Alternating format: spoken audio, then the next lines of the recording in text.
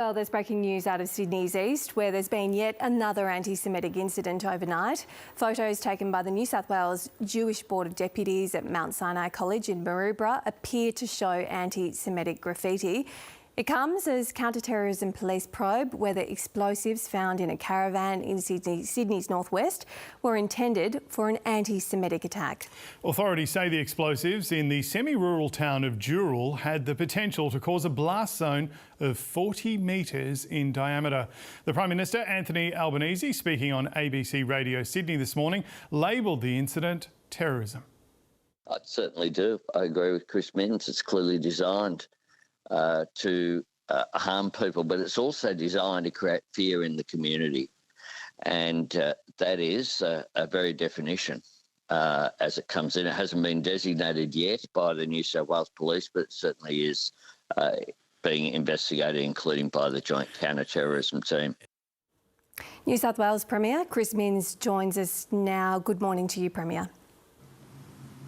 Thanks, Bridget. Thanks for having me. Yeah, look, a string of concerning events in your state happening at the moment. Let's get to the attack on the school in Maroubra this morning. What do we know about what's happened there?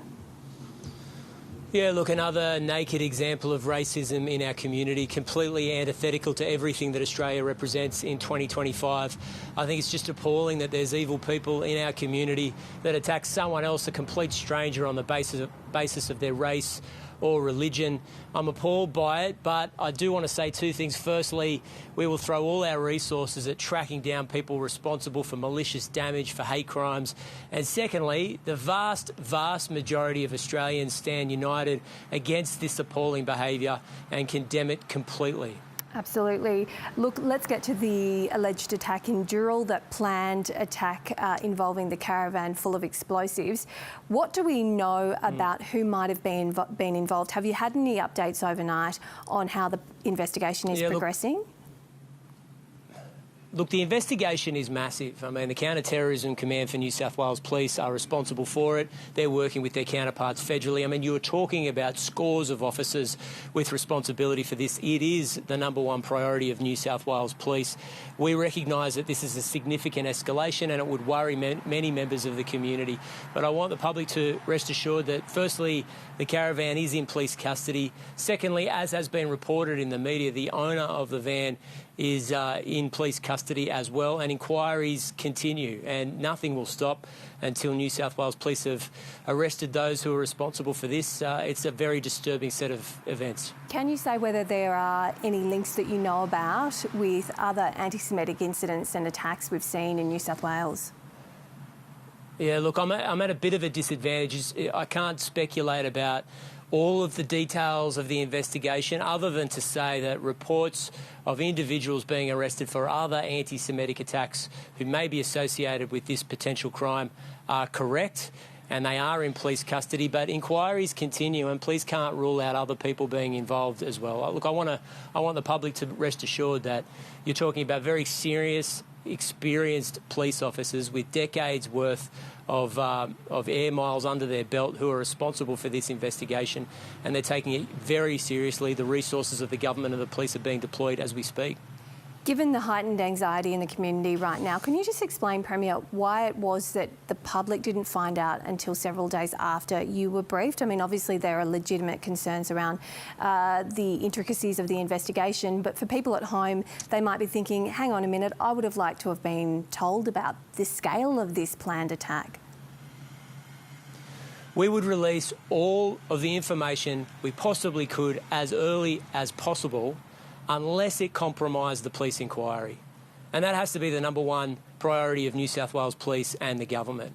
At some points during these complicated investigations, police need to work in a clandestine way, using methods and tactics that they don't speak about publicly. And there's a very good reason for that, so that criminals don't know what police are getting up to when they launch these investigations.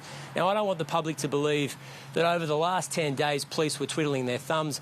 The exact opposite was the case in New South Wales. A massive deployment of New South Wales police resources, leaving no stone unturned. But if the public believe that police or the government will issue a media release when they begin a counter-terrorism investigation, that is not going to happen. sometimes experienced police officers who, by the way, Bridget, have kept New South Wales safe for 25 years since the September 11 attacks, need to conduct their inquiries away from the media spotlight, and I back their judgment in relation to this 100%. Yeah, no doubt. But I just wonder whether or not that was a difficult decision for you, given you've got a lot of communities, the Jewish community, really nervous at the moment. Did you have to make a decision not to brief some members of the community who were the alleged target of this planned attack?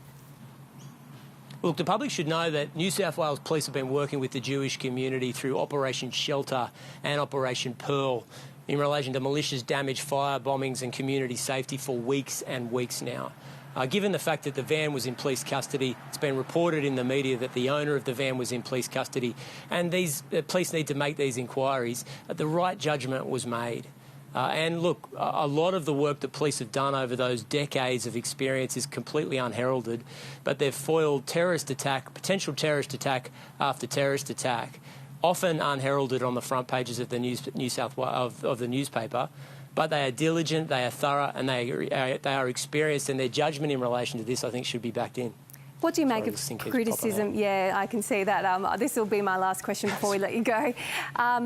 What do you make of criticism that the Prime Minister hasn't taken this as seriously as you have? Do you think that's fair? No, I don't think it's fair. I mean, the public should be aware that security agencies, the AFP, New South Wales Police, other police jurisdictions speak on a daily basis, or just about a daily basis, about these ongoing inquiries. We work incredibly closely with the federal government, and that's the way the public would expect counter-terrorism investigations to take place. There couldn't be a higher priority. These are very disturbing reports, and I can assure the public that at every level of government in the state, we are taking it incredibly seriously. I spoke to the Prime Minister this morning. I'd probably speak to him every day over the last 10 days about a different aspect of these inquiries. Politics needs to be put to one side, and we just need to focus on the police inquiry right now. All right, Chris Minns, thanks for your time this morning. Appreciate it. Thanks, Bridget. Let's go to one of our other top stories now, because police have uncovered another clue in the murder of one of Melbourne's most notorious crime figures, Sam Abdulrahim. Our reporter Mietta Adams joins us now from police headquarters in Melbourne. G'day, Mietta. What do we know? Good morning, James. That's right. Police have found a second suspected getaway vehicle related to the murder of Sam Abdulrahim.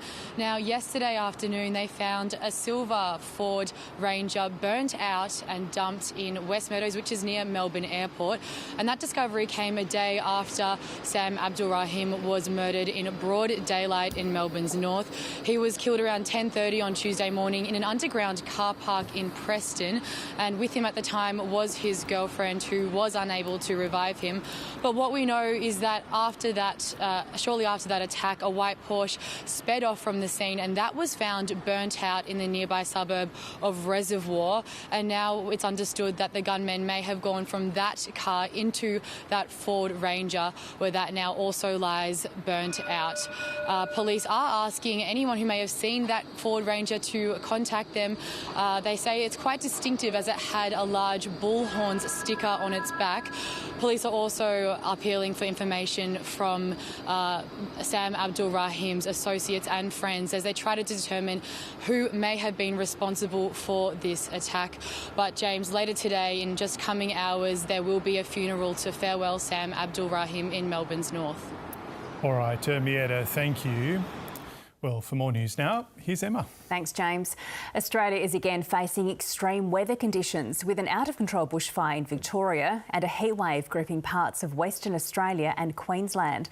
A fire is burning at the northwest edge of the Grampians National Park, with people in 4 communities urged to evacuate as the blaze threatens properties.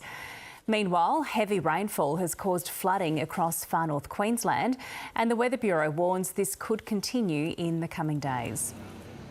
US President Donald Trump is ordering that Guantanamo Bay be prepared to house illegal migrants. Speaking from the White House, President Trump said he's signing an executive order instructing the Pentagon and Homeland Security to prepare a migrant facility at the detention centre that will hold up to 30,000 people.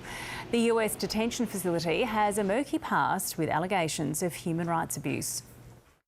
We have 30,000 beds in Guantanamo to detain the worst criminal illegal aliens threatening the American people. Some of them are so bad we don't even trust the countries to hold them. Back home, the Department of Foreign Affairs is seeking further confirmation on reports Australian prisoner of war Oscar Jenkins is still alive. Early this month, soldiers who served with him in Ukraine said they were convinced he'd been killed, but Russian authorities have since said he's alive. The Australian government says it's working with the International Red Cross and Ukraine to verify the reports. And a new analysis of samples from an asteroid has detected the chemical building blocks of life.